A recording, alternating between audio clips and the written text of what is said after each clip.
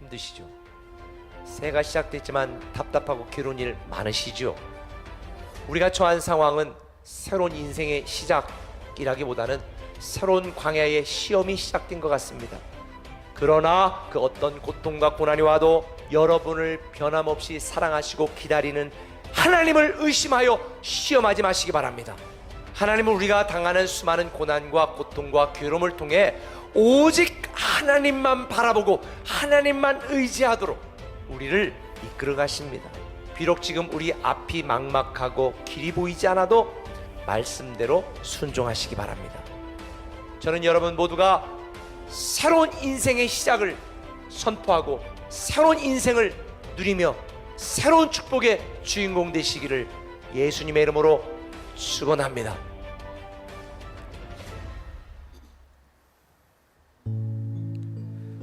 할렐루야. 우리의 인생 가운데 새로운 인생을 시작하게 하시고 그리고 그 삶을 살아갈 수 있도록 지금도 사랑과 은혜로 우리를 붙드시는 분이 우리의 주님, 우리의 아버지이신 줄 믿습니다. 우리 시간 현장과 온라인으로 함께 하시는 모든 성도님들을 축복합니다. 오늘 이 밤 우리를 향한 하나님의 사랑 충만하게 느끼고 또한 결단으로 새 힘을 얻는 이 밤이 될 줄 믿습니다. 우리를 사랑하시는 주님의 그 놀라운 사랑 우리 믿음의 눈으로 바라보며 우리 이 찬양으로 우리의 마음을 함께 고백하겠습니다.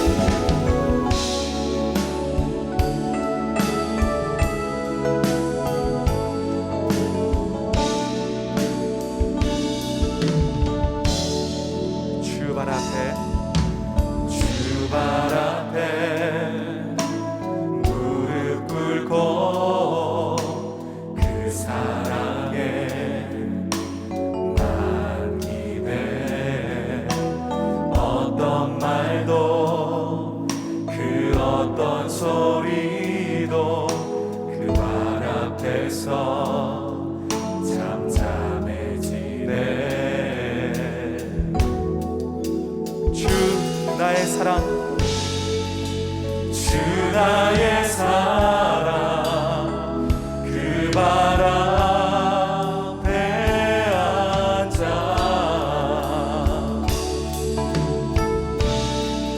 내 모든 기도는 사랑의 노래가 되네.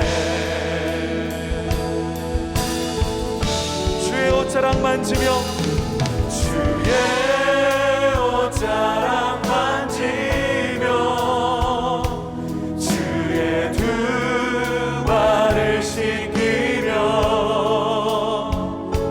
주님 그 발에 입 맞추며 나의 왕관을 놓으리. 주의 옷자락 만지며 주의 두 발을 씻기며 주님 그 발에 입 맞추며 나의 왕관을 놓으리. 한 번 더 고백합니다.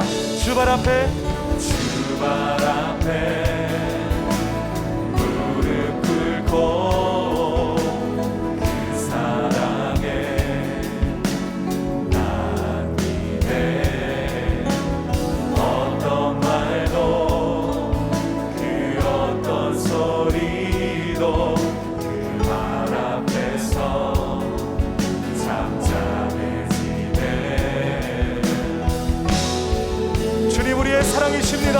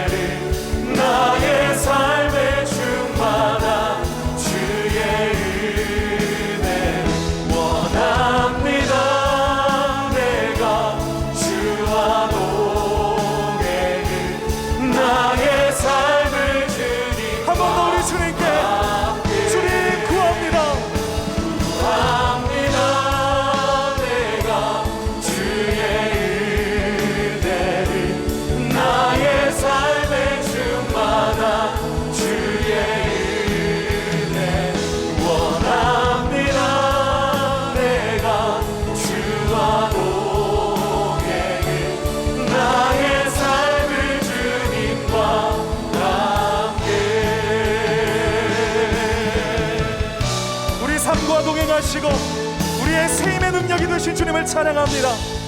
할렐루야. 주님께서 우리의 소망이 되십니다.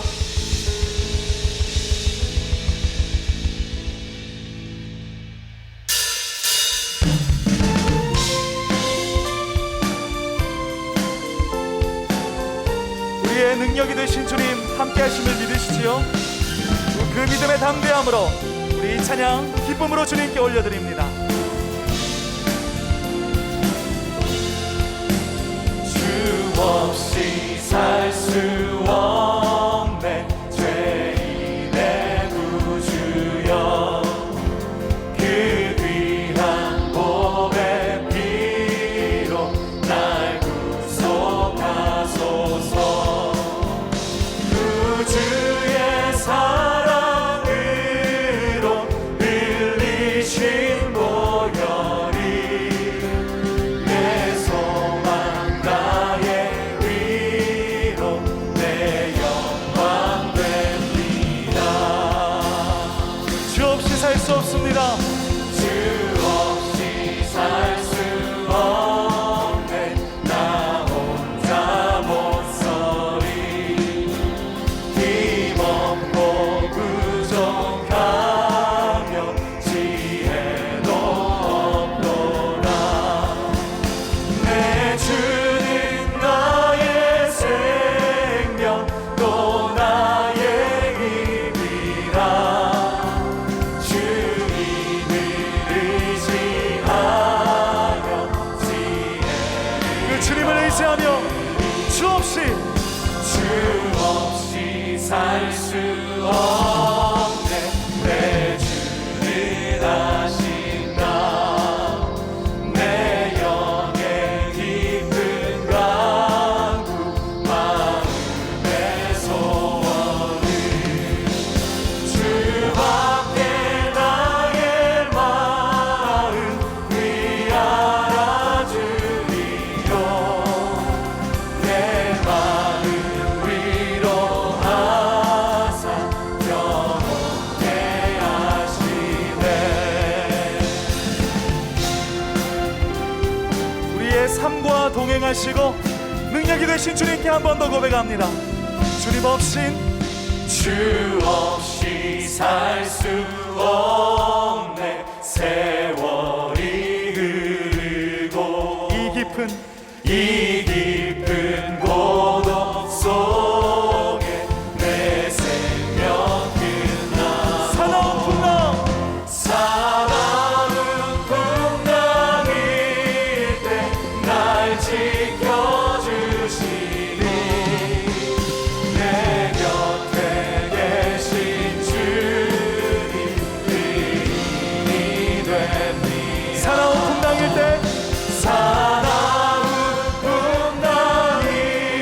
때 날 지켜주시니 내 곁에 계신 주님 의인이 됩니다.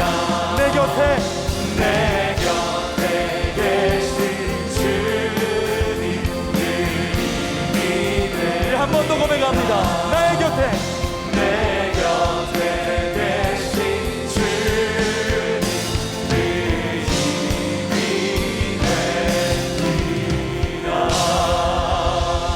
우리의 능력, 우리의 힘이 되신 주님을 찬양합니다.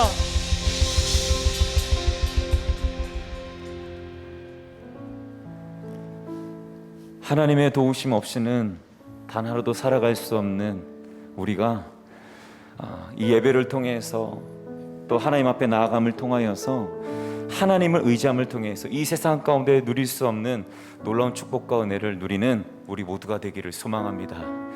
이 시간 한 번 더 찬양할 때 하나님, 내가 이 세상 가운데 다른 것 의지하지 않고 주님만을 의지하겠습니다. 하나님, 우리를 붙드시고 우리를 새로운 미래로, 놀라운 인생으로 주님 나를 인도하여 주시옵소서라는 이 고백을 우리가 한 번 더 고백하며 나아가도록 하겠습니다.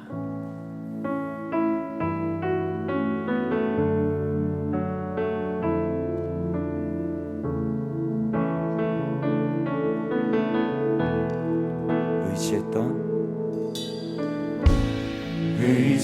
의지했던 모든 것 변해가고 억울한 마음은 커져가네. 부끄럼 없이 살고 싶은 마음 주님 아시네. 모든 일을 선으로 이겨내고 죄의 유혹을 따르지 않네. 나를 구원하신 영원한 그 사랑 그 신들에 날 붙드시네. 주어진 내 삶이 작게만 보여도 선하신 주 나를 이끄신 몸의 중심을 모시는 주님만 따르네. 날 택하신 주만 의지해. 보이는 상황에 무너질지라도 예수 능력이 나를 붙드네. 보이지 않아도 주님만 따르네. 내 평생 주님을 노래하리라. 모든 일을 선으로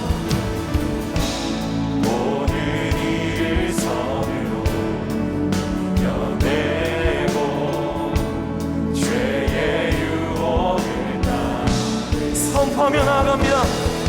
나를 구원하신 영원한 그 사랑 그 신그대 날 붙드시네. 주어진 내 삶이 작게만 보여도 선하신 주 나를 이끄신 몸의 중심을 모시는 주님만 따르네. 날 택하신 주만 의지해. 보이는 상황에 무너질지라도 예수 능력이 나를 나도 주님만 따르네. 내 평생 주님을 우리 믿음으로 한 번 더 고백합니다. 주어진 내 삶이 작게만 보여도 선하신 주 나를 이끄신 몸의 중심을 모시는 주님만 따르네. 날 택하신 주만 의지해. 보이는 상황에 무너질지라도 예수 능력이 나를 붙드네. 보이지 않아도 주님만 따르네. 내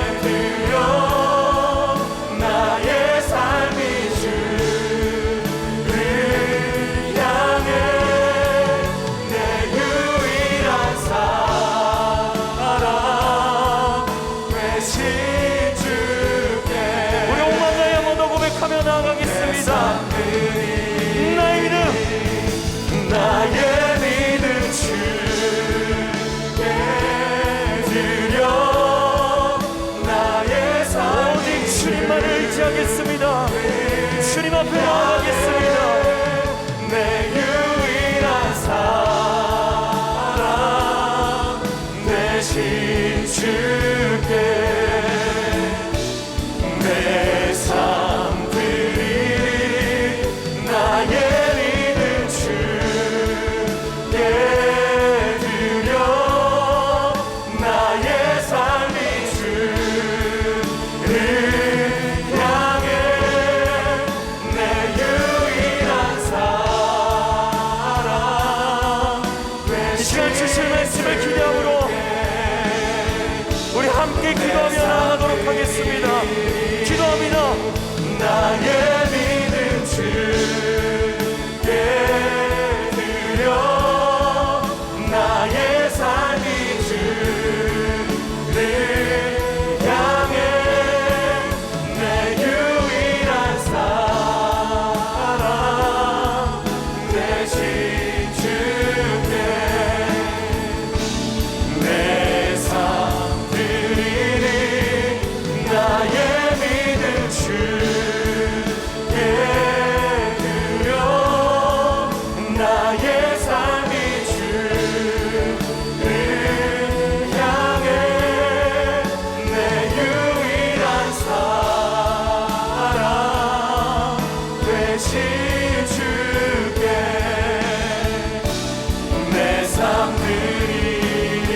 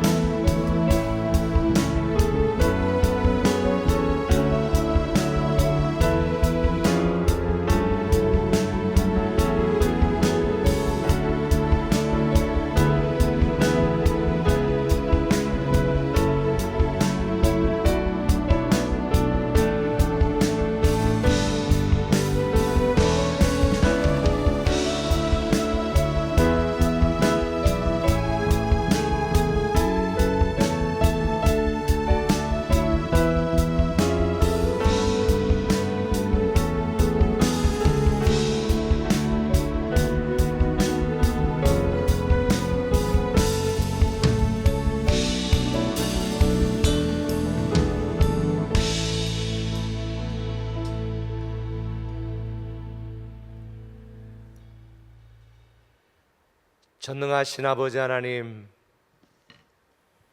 오늘도 살아계셔서 역사하시는 나의 아버지 하나님, 하나님만이 이 땅의 구원자시요 치유자시요 회복자이심을 믿습니다.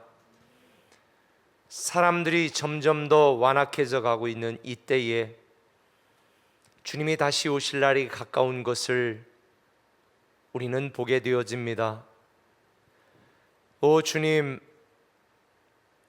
이 세상의 모든 징조와 상황과 환경을 보며 우리가 낙심하고 좌절하는 것이 아니라 더 깨어 있어 더 주님의 오심을 예비하고 준비하는 우리들 되게 하여 주옵소서. 오늘도 교회 현장에서 그리고 또 각 가정 성전에서 함께 예배하는 사랑하는 우리 꿈의 가족 한 사람 한 사람의 이름을 기억하시고 우리가 온전히 주님 앞에 나아가 하나님이 우리에게 주시는 말씀을 듣고 다시 힘을 얻고 다시 도전받고 다시 믿음으로 일어설 수 있고 시작할 수 있는 우리들 되게 하여 주옵소서. 감사하며 예수님의 이름으로 기도드리옵나이다. 아멘. 할렐루야. 여러분 축복하고 사랑합니다. 우리 각 가정 성전에서 예배하는 여러분들도 축복하고 사랑합니다. 잘 될 겁니다. 그렇죠? 네, 잘 될 거예요.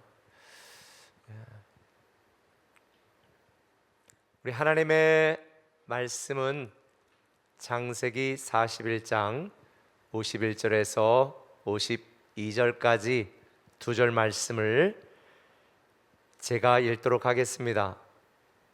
요셉이 그의 장남의 이름을 므낫세라 하였으니 하나님이 내게 내 모든 고난과 내 아버지의 온 진리를 잊어버리게 하셨다 하며 차남의 이름은 에브라임이라 하였으니 하나님이 나를 내가 수고한 땅에서 번성하게 하셨다 함이었더라. 아멘. 제가 오늘은 진짜 설교하기가 싫었습니다. 오늘은 제가 오늘도 제가 설교를 해야 될까? 그런 마음이 들었습니다. 평상시에는 전혀 그런 생각을 해본 적이 없는데 오늘 생수예배는 정말 목사라고 하는 사명감 때문에 함께 말씀을 나눠야 되겠다. 그리고 원래 오늘 마가복음 말씀을 나눠야 되는데 제가 오후 늦게 오늘 이 말씀을 좀 나눠야 되겠다라고 제가 묵상 중에 오늘 나눌 말씀도 제가 변경을 했습니다. 여러분 새로워지고 싶습니까? 형통하고 싶습니까? 그렇게 될 줄 믿습니다. 그런데 우리가 살아가고 있는 이 시대, 특별히 이번 주 모 선교회가 세운 그 대안학교들이 전국에 그렇게 많은 줄을 저도 처음 알았네요. 그곳에서 지금 아주 집단 감염들이 어린 아이들로부터 시작해서 다 확진자들이 늘어나고 시작되어서 정말 이 교회에 대한 또 신앙인들에 대한 혐오가 아주 하늘을 찌르고 있습니다. 왜 그렇게 사람들이 교회를 싫어할까? 성도를 미워할까? 혐오할까? 이유는 간단합니다. 너무 이기적이라는 거죠. 진리가 독보적이어야 되는데 이기심이 독보적입니다. 복음에 대한 사랑이 견고해야 되는데 잘못된 지식과 전통들이 견고하다 보니까 세상과 소통을 못하는 거예요. 사람들과 소통이 안 돼요. 그러다 보니까 욕을 먹습니다. 본래 이 세상의 가치관과 이 기독교의 진리는 양립할 수가 없습니다. 근본적으로 출발이 전혀 정반대이기 때문에 이 세상 사람들의 목표와 우리의 목표가 전혀 다르기 때문에 사실 함께 갈 수가 없습니다. 그러나 그들을 설득하고 그들과 소통하면서 그들이 이 진리가 유일하고 복음이 얼마나 기쁜 소식인지를 알 수 있도록 만드는 건 우리의 삶이거든요. 근데 오늘날 기독교인들이 진리에 대한 믿음, 복음에 대한 열정은 너무 연약한데 그걸 고집하고 그걸 주장하는 우리의 잘못된 삶, 이기적인 삶은 너무 강해서 사람들이 싫어하는 겁니다. 성경에 있는 것처럼 이 복음과 진리, 우리가 믿고 있는 하나님 나라에 대한 복음에 대한 진리에 대한 예수에 대한 건 우리의 삶을 통해 드러나고 나타나고 보여져야 되는데 전혀 그렇게 하지 못하고 있습니다. 주님께서 뭐라고 말했습니까? 너의 착한 행실을 보고 너의 선한 행실을 보고 너의 삶을 보고 하나님을 알게 하라고 했는데 오늘날 복음을 막고 예수님에게서 멀어지게 만드는 건 성도들의 삶입니다. 이기적인 삶입니다. 지금 한국 기독교가 바닥을 치고 있습니다. 마귀는 이 코로나 사태의 편승에서 성도와 교회들을 흔들고 있습니다.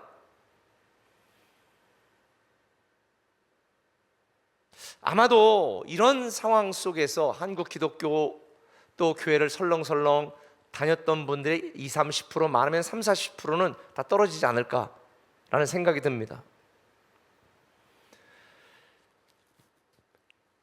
저는 그러나 이걸 꼭 비관적으로만 보지는 않습니다.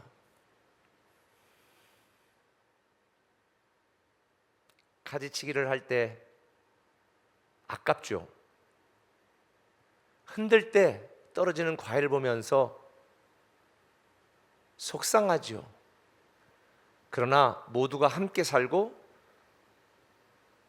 더 많은 열매를 맺기 위해서는 가지치기도 하고 흔들어야 되는데, 저는 지금 한국 교회를 바닥으로 날개 없이 추락하는 이 상태로 계속 흔들어대는 건, 저는 한국 교회에 희망이 있다고 생각합니다.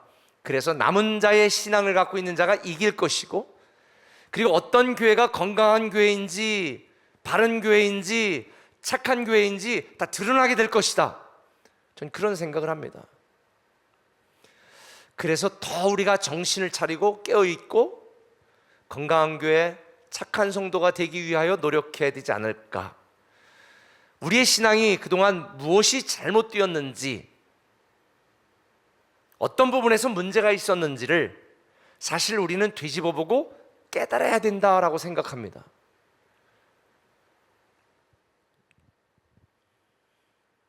초대교회 성도들도 외적으로는, 사회적으로는 굉장한 조롱과 핍박을 받았습니다. 심지어 이 초대교회 성도들이 카타콤에 들어가 숨어 수십 년, 수백 년을 살 수밖에 없었던 이유 중에 하나는 주의 만찬을 하면서 캄캄한 카타콤의 핍박을 피해 그곳에서 주의 만찬을 할 때에 저것들은 사람이 인육을 먹고 사람의 피를 마신다, 이런 오해도 받았습니다. 얼마나 조롱을 받고 얼마나 많은 오해도 받았습니까? 그러나 결국 그 남은 신앙을 가졌던 자들이 이기고 로마가 국교가 될 수 있도록 만들었었던 건 초대교인들의 삶이었습니다. 죽음 앞에서 두려워하지 않았습니다. 초대교인들에 대한 혐오와 조롱 앞에 겁먹지 않았습니다. 오히려 자기를 핍박하는 자들을 피해서 주눅들지 않았습니다. 그들의 두려워하지 않는 신앙, 오히려 나누고 베풀고 사랑하는 그들의 삶을 통해서 이 땅에 소망을 두지 않고 하나님 나라에 소망을 두고 살아가는 그들의 믿음을 통해서 갑이었던 로마가 을로 변하는 놀라운 역사가 일어난 것입니다. 저는 지금 교회가 핍박을 받고 성도들이 조롱을 받고 혐오를 당하는 것 같지만, 우리가 이번 기회에 믿음을 바르게, 우리 신앙을 견고하게, 정말 하나님이 기뻐하는 신앙으로 우리의 신앙을 변화시켜 새로워질 수만 있다면 오히려 한국의 희망은 교회가 될 것이고, 사람들에게 희망은 성도들이 될 거라고 확신합니다.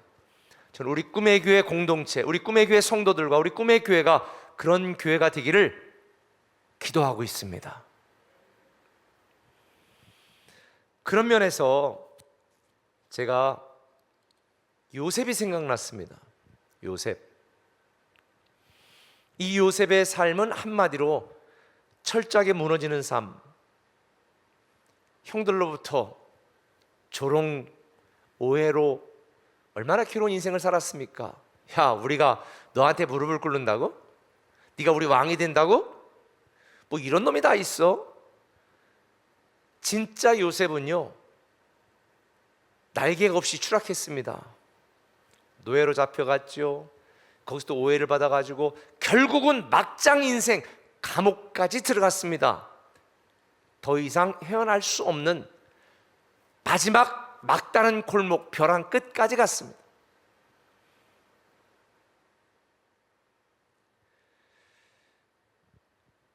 하나님께서 요셉에게 준 꿈, 비전, 하나님의 약속, 형통한다고? 모든 사람들이 내 앞에 무릎을 꿇는다고? 이러한 꿈과 비전과 형통에 대한 약속은 허상처럼 느껴졌습니다.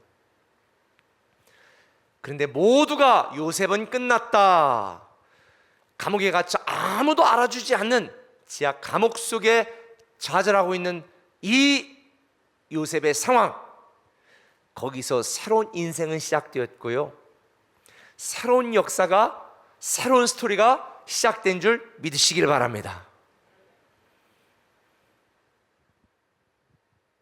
결국 이 요셉을 통해 한 민족이 살았습니다.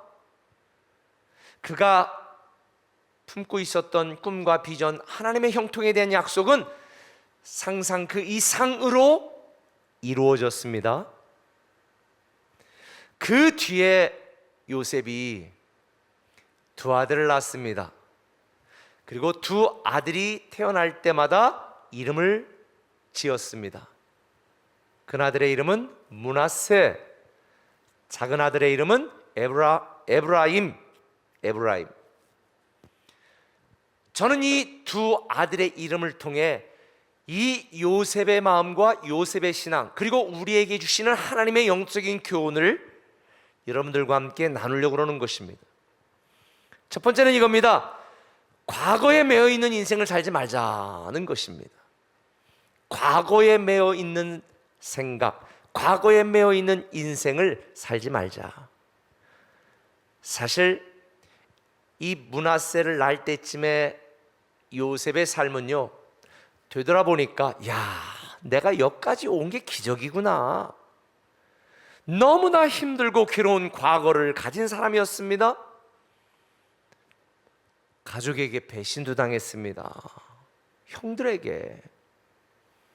얼마나 두려웠을까, 얼마나 낙담되었을까. 형들에 의하여 형들이 죽이려고 깊은 우물 속에 빠뜨렸을 때에 하늘이 보이지 않는 그 깊은 우물 속에서 얼마나 형아 나 좀 구해줘, 얼마나 소리를 질렀을까. 얼마나 두려웠을까, 얼마나 상처받았을까. 그리고 노예들에게, 노예 상인에게 팔려 그 정처 없는 그 먼 길을 떠날 때에 내가 이 길을 다시 돌아올 수 있을까? 얼마나 두렵고 떨리고 고통스럽고 눈물 났을까. 노예로 일하면서 또 보디발의 아내에게 모함을 당해 감옥에 갇히는 그 상황 속에 요셉에게 미래가 있었을까? 전혀 없는 인생이었습니다. 그 파란만장한 그 괴로운 그 과거, 그런데 하나님께서는 므낫세를 낳게 하셨고, 요셉은 므낫세라고 하는 이름을 줬는데, 이 므낫세라고 하는 이름의 뜻이 뭐냐? 과거를 하나님이 잊어버리게 해주셨다는 뜻입니다. 과거를 누가? 하나님이 잊어버리게 해주셨다는 거예요. 사실 과거의 상처는 우리가 잊고 싶다고 잊혀지는 게 아닙니다. 그냥 과거의 기억이 없어졌다는 얘기가 아닙니다. 하나님이 과거의 상처를 뛰어넘고 과거의 고난을 잊게 만드는 그런 영화로운 형통의 삶을 통해서 과거가 생각나지, 왜냐하면 지금의 삶이 너무 행복하고 너무 풍족하고 너무 형통하고 너무 아름다운 삶을 살고 있으니 그 과거에 내가 그런 고통을 당했었는가? 라는 생각이 들 정도로 과거를 잊게 해주셨다. 저는 우리 꿈의 교회 성도들에게 하나님께서 과거와 오늘의 고난과 고통을 잊게 하실 새로운 미래를 예비하고 있음을 믿으시기를 바랍니다. 그렇다면 우리는 과거의 마음의 상처, 이걸 가지고 오늘 나의 감정을 괴롭게 하지 마십시오. 그날의 괴로움은 그날의 족하다라고 말하고 있습니다. 우리 기독교인들은요, 우리 성도들은요, 과거가 오늘을 지배하고 과거가 내일을 이끄는 그런 존재가 아닙니다. 내 힘으로 살아왔던, 내 능력으로 살아왔던, 내 의지로 살아왔던 과거의 고난과 고통과 아픔을 하나님은 잊을 만큼 멋지고 황홀하고 아름다운 내일을 준비하고 계신 줄 믿으시길 바랍니다. 그렇기 때문에 우리는 신앙도 과거적인 신앙을 가져서는 안 돼요. 제가 우리 양육 소감문을 이제 쭉 읽고 꼭 답변할 만한 사람들에게는 답변을 하지만 요즘은 너무 많으니까 제가 일일이 다 못해요. 그러나 다 읽습니다. 근데 어떤 믿음이 있는 한 성도님이 교회 와서 꿈에게는 말씀도 주고 너무 다 좋은데 자기는 찬송가에 익숙한 세대라, 찬송가에 익숙한 세대라, 찬송가를 한두 곡밖에 부르지 않아서 좀 아쉽다. 그렇죠. 익숙한 거가 우리에게 늘 은혜를 주니까.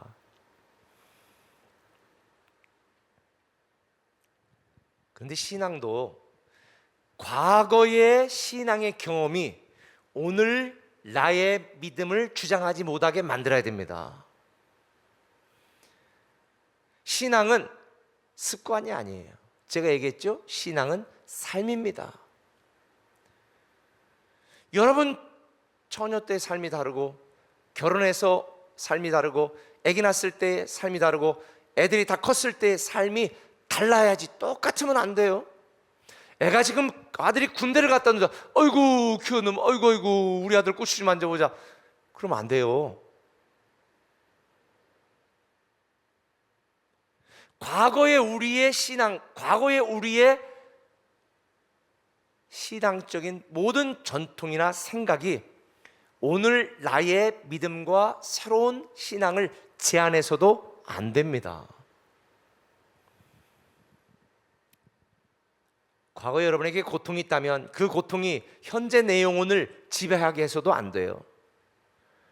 누가복음 17장 31절에 보면 그날에 만일 사람이 지붕에 있고 그 세간이 집안에 있으면 그것을 가지러 내려오지 말 것이요 밭에 있는 자도 이와 같이 뒤로 돌이키지 말 것이니라. 이 말이 무슨 뜻이에요? 말세가 되면 워낙 급하고 빨리 급변하는 세상이기 때문에 지붕에 있다면 세간이 집안에 있다고 가지러 내려올 틈도 없다는 것이고 밭에 있는 자도 마찬가지라는 거죠. 지금 우리가 살고 있는 이 시대의 변화가 얼마나 빠르게 되고 있습니까? 너무나 빨리 되고 있습니다. 제가 3년 쓰던 이제 핸드폰 하나 지금 최근에 바꿨어요. 요즘 최신형으로 바꿨어요. 그래가지고 제가 쭉 보니까 그동안에 이 기능이 엄청나게 달라졌더라고요. 보니까 뭐 내가 보던 거를 PC에서 바로 화면에 볼 수도 있고 내가 보던 거를 내가 말로 어쩌고 저쩌고 하면 TV도 껐다 킬 수도 있고 내가 보던 화면을 탁 어떻게 누르니까 TV에서 바로 볼 수도 있고 세상에 그거 공부하고 연관 귀찮아 나 안 해 그냥 통화하는 것만 쓰는 분들도 계시죠. 지금 세상이 얼마나 빨리 바뀌고 있는지 아십니까? 근데 자꾸 과거를 그리워하고 과거를 기준으로 오늘을 살면 우리는 하나님이 우리를 위하여 예배하신 그 형통과 그 비전과 그 꿈의 세상을 누리거나 경험할 수 없다는 거죠. 사람들이 이런 변화를 거부하는 이유가 뭘까요? 두려워요. 변화하면 두려워 망할 것 같아. 그런데 어떤 학자가 연구한 걸 보니까 우리가 두려워하는 일들은요 1%밖에는 일어나지 않는데요. 우리가 두려워하는 것들은 1%밖에. 그런데 우리가 변화하지 않으면 99% 망한대요. 어느 쪽을 선택하시겠어요? 우리 현장로님 큰일 났네. 변화하지 않으면 99% 망한대요. 나 때는 말이야 이러면 아들하고 싸워요. 나 때는 얘기하면 안 돼요. 나이 드신 분들, 연세 드신 분들, 특별히 더 아들들, 며느리는 말 안 들으니까 손자, 손녀 놓고 얘기해줘. 걔들은 더 얘기하면 안 돼요. 제가 감사 노트를 쓰는데 오늘 감사 노트를 쓰면서 오늘 아침에 샤워한 게 너무 감사한 거예요. 왜냐하면 오늘 제가 이제 샤워를 딱 하고 가만히 생각해 보니까 제가 중학교 다닐 때까지 목욕탕은 한 달이나 두 달에 한 번 가는 일이었어요. 명절이나 뭐 이런 때 가서 때 불리고 막 닦고 그랬어요. 평상시는 몇 주에 한 번씩, 지금처럼 언제 매일 샤워해요. 그런 사치를 그냥 1주나 2주나 이런 때 어머님이 다라에다가 물 데워놨다 그러면, 물 데워놨으면 이 부엌도 지금처럼 아파트 안에 있는 게 아니라 단독주택이니까 엄청 추웠어요. 그래가지고 다라에다가 물을 데워가지고 여기저기 큰 거 작은 거 놓으면 거기 가지고 오도도를 떨면서 닦는데, 추워 죽겠는데 무슨 뭐 한참 불리고 이러고 닦겠어요? 그냥 적당히 막, 너 제대로 안 닦고 그래도, 그러니 뭐 겨울 되면 이런 뒤에 뭐 때가 더덕덕, 뭔 소리지? 아이 더 들어봐서 얘기를 안 하겠지만 나도 그렇게 살았단 말이에요. 그런데 이게 지금 매일 아침에 뜨뜻한 물에 탁, 와, 야, 지금 나는 황제 생활하는구나. 옛날에 왕도 이렇게 못했을 텐데 나는 옛날에 왕보다 더 황홀한 생활을 하고 있구나. 너무 감사한 거예요. 세상에 옛날에는 진짜 목욕탕에 가는 게 연중 행사였는데,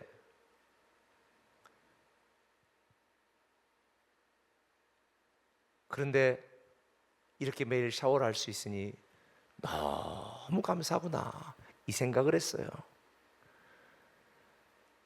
그런데 요즘도 집에 샤워실 있는데도 한 달에 한 번씩 부엌에다가 달에다가 물 데워가지고 그렇게 해야 맛있지, 그게 멋이지, 이런 분들 계세요? 없잖아요.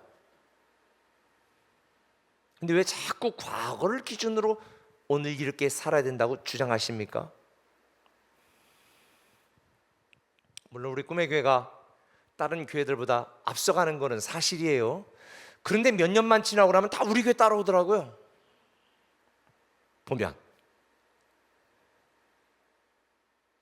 여러분, 여러분이 두려워하는 일들은 1%밖에 현실이 되지 않지만 변화하지 않으면 99% 망합니다. 그래서 우리는 변화해야 되는 거예요. 사람들은 현재 모습에 타성이 젖어가지고 그대로 머물러 있습니다. 그러나 앞으로 시대는 그대로 머물러 그대로 변하지 않는 게 훨씬 더 힘든 시대가 될 거예요. 물살이 빠른 시냇가에서 제가 서보니까요, 그냥 같이 떠내려가는 게 쉽지, 그 물살을 떠내리지 않고 서 있는 게 훨씬 더 힘들어. 그러니까 변화될 때 같이 변화되어져 가는 것이 지혜로운 것이지, 변화되지 않겠다고 버티는 것은 멍청한 짓입니다. 하나님께서는 우리의 괴롭고 고통스러운 과거조차 새로운 미래를 위한 도구로 사용하시니, 제가 언젠가 말씀드린 것처럼 과거도 바꿀 수 있습니다. 왜 바꿔요? 과거는 너무 고통스럽고 힘들고 괴로웠지만 하나님이 오늘 축복하시고, 오늘 새롭게 하시고, 오늘 형통케 하시고, 오늘 기도 응답을 하셔서 과거가 나의 고통과 상처의 출발점이 아니라 그것이 오늘 내가 되게 한, 오늘의 강하고 형통하고 비전을 이루고 꿈을 이룰 수 있도록 만드는 과거의 상처와 아픔과 문제가 디딤돌이 된 것을 하나님이 나중에 깨닫게 하십니다. 제가 지금 이제 한국으로 다시 와서 목회를 시작한 지 25년이 됐는데, 25년 동안 저랑 함께 신앙생활했던 한 집사님이, 저를 잘 아는 분이 그런 얘기를 해요. 목사님의 인생을 보면 벼랑 끝에선 다 살아오신 인생 같아요. 진짜 그렇거든요. 진짜 매 순간 매년이 벼랑 끝에서 산 것처럼 늘 치열하고 절박했어요. 문제가 없었겠습니까? 상처받은 일도 많고, 힘들어 그만두고 싶은 일도 많고, 도망치고 싶은 일도 많았고, 그런데 그런 일이 있을 때마다 그걸 문제라고 여기지 않고, 지난주 말씀드린 것처럼 나를 돌아보고 우리 교회가 더 건강한 교회가 되도록 어떻게 만들 것이냐, 이걸 연구하고 이렇게 될 수 있는 기회로 만들었기 때문에 변화했고 성장하게 된 거죠.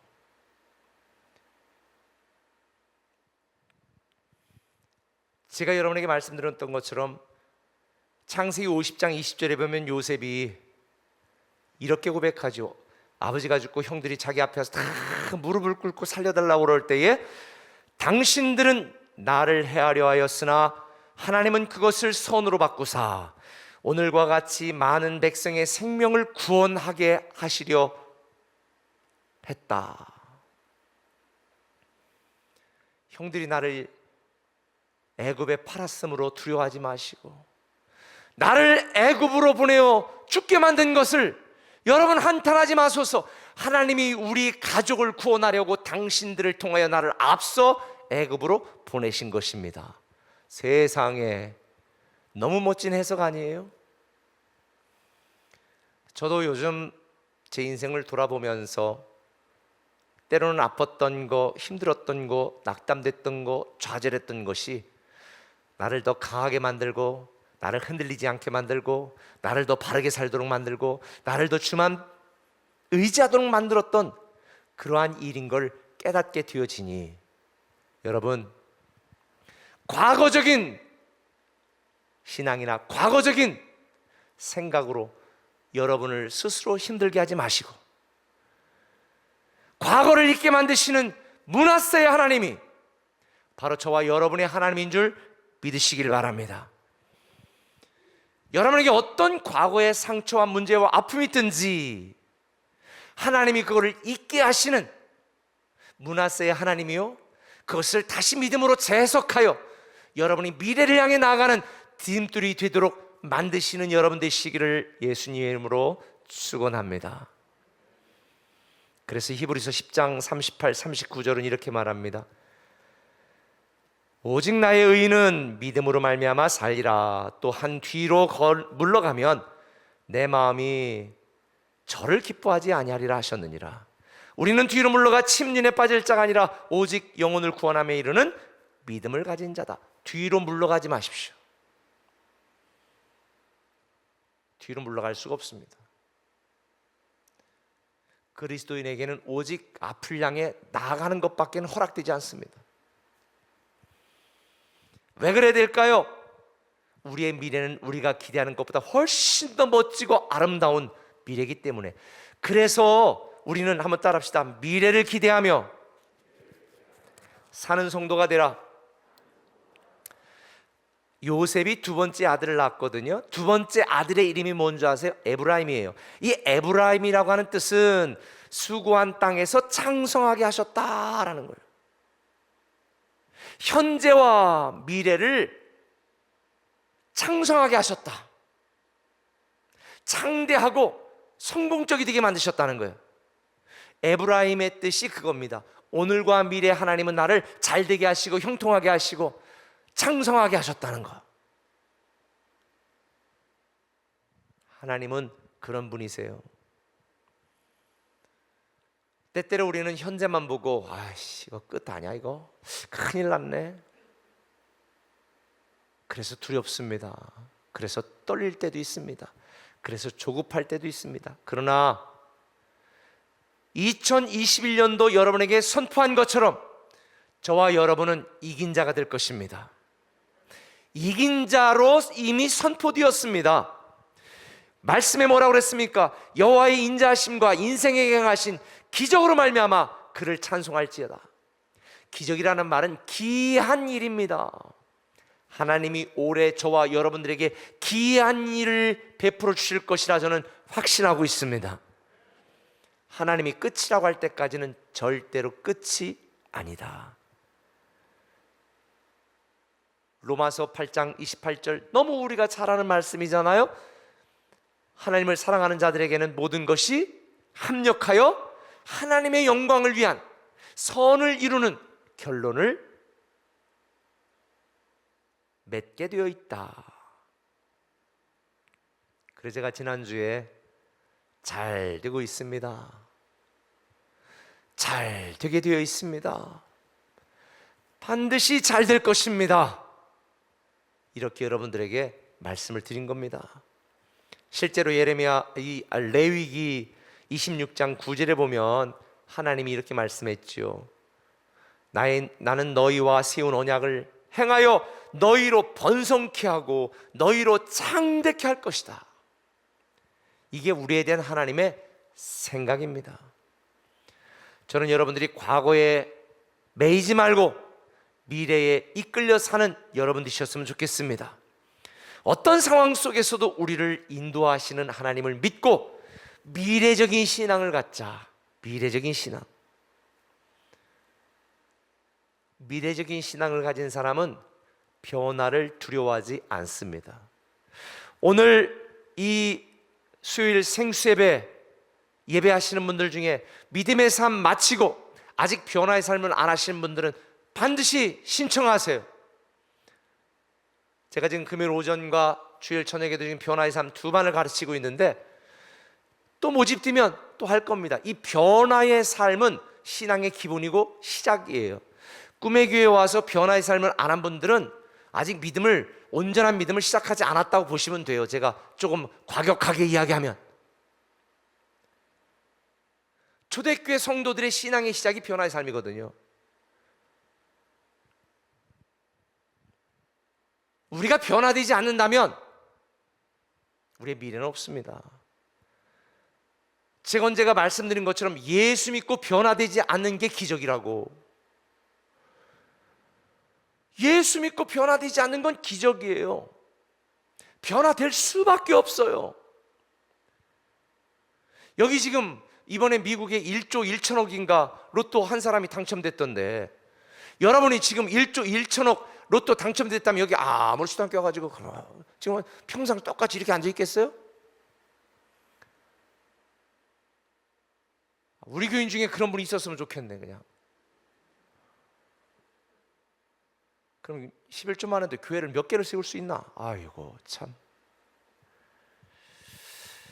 그렇다고 또 오늘 끝나고 가서 또 다 로또 사라는 얘기 아니에요. 기왕 사신 분이 있다면 당첨되라는 얘기지, 앞으로 당첨될 걸 믿고 사라는 얘기는 아니에요. 예수님 당시에 세 종류의 사람들이 있었습니다. 바리새인, 율법에 집착하며 살던 과거주의자들, 이들은 변화를 거부했어요. 이 바리새인과 사두개인들이 아주 짝짝꿍해가지고 예수님을 죽이려고 그랬지만 사실 이 둘은요 아주 왼수들이었어요. 왼수들. 우리나라 독립군파와 친일파와 같은 종류거든요. 바리새인들은 유대의 전통을 따라서 이 로마에 반항하면서 그렇게 살아야 된다. 근데 이 사두개인들은 현재에 집중하며 살던 현실주의자들이었어요. 부활이 어딨냐, 노세 젊어서 놀지. 그리고 지금 이 로마 사람들하고 같이 이렇게 좀 적당히 잘 어울려 이렇게 살고 좀 우리도 이익을 봐야지, 우리가 왜 자꾸 이랬던 사람이 사두개인이요. 변화를 수용하는, 잘못 수용하는 사람들. 예수님의 제자들은 새로운 미래를 소망했던 혁신적인 신앙을 가졌던 사람들, 변화를 주도하는 사람들이었습니다. 사실 기독교인들은 매 시대마다 혁명적인 사람들이었습니다. 그게 복음의 위력이에요. 복음을 받아들이는 사람은 그 직장을 뒤집어 놓고요, 그 가정을 뒤집어 놓고요, 그 사회를 뒤집어 놓을 수밖에 없었어요. 지금 이렇게 코로나 확진돼가지고 뒤집어 놓는 거 말고. 사실 교회를 혐오하고 조롱하는데, 교회든 아니든 이 방역 지침과 이걸 안 하고 그냥 막 밀집 이렇게 해가지고, 아니 감기 걸린 줄 알았대잖아요. 저 같으면 우리 교인 중에 한 명 딱 그랬다 그러면 저는 가만뒀겠어요? 2주 전엔 제 아내도 확진 검사 한번 해보라고 그랬어요. 선별 진료소 가서. 학교 이제 계속 출근도 하고 이러니까 당신 때문에 혹시 내가 걸리면 큰일 나니까 한번 갔다 와봐. 안 아픈데? 그래도 갔다 와봐. 내가 가면 다 소문나니까 안 돼. 당신이 갔다 와봐. 지금 뭐 포항은 지금 가족 중에 한 사람만 지금 검사한다고 그러니까. 그래가지고 검사하고 괜찮대. 그럼 됐어.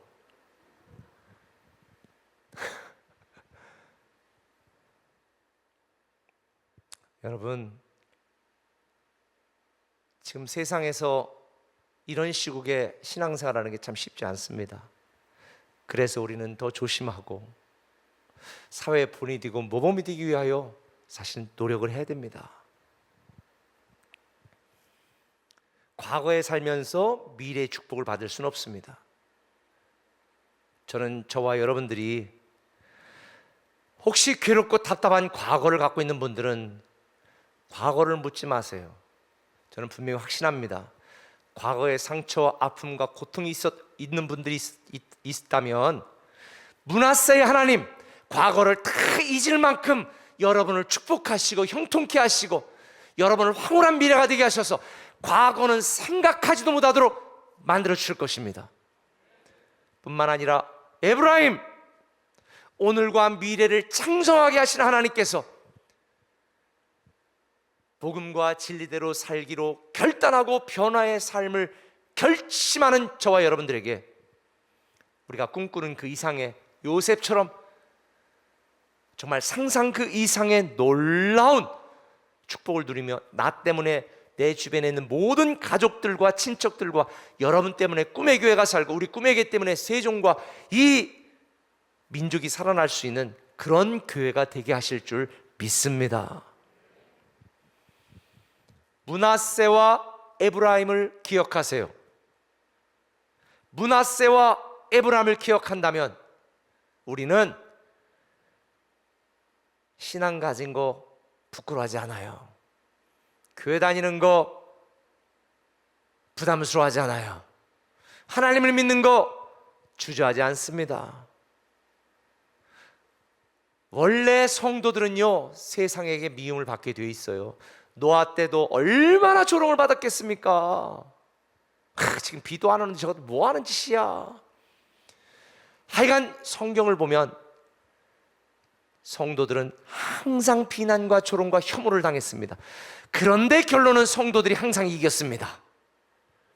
저는 이 코로나 사태로 한국교회와 성도들이 서두에 말한 것처럼 정말 내가 목사인 것, 내가 설교자인 것, 진짜 하기 싫다라는 마음이 들 정도였지만 그러나 한 가지 사실은 분명합니다. 우리가 이깁니다.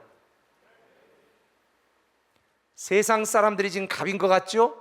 갑을이 바뀌게 되어 있습니다. 왜?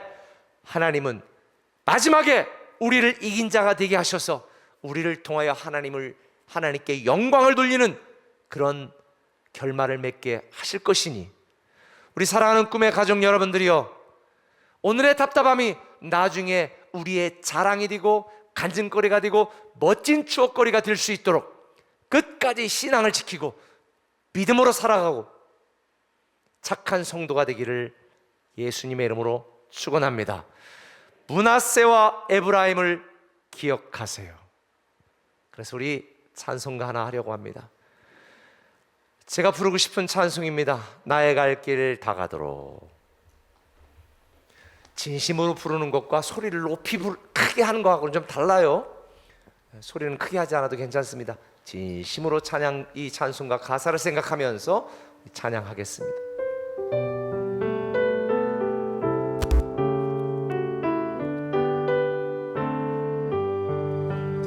나의 갈 길 다가도록 예수 인도하시니 내 주 안에 있는 긍휼 어찌 의심하리요. 믿음으로 사는 자는 하늘 위로 받겠네. 무슨 만사 형통하리라. 무슨 일을 만나든지 만사 형통하리라. 나의 갈 길 다가도록 예수 인도하시니 어려운 일 당할 때도 족하는 주시네.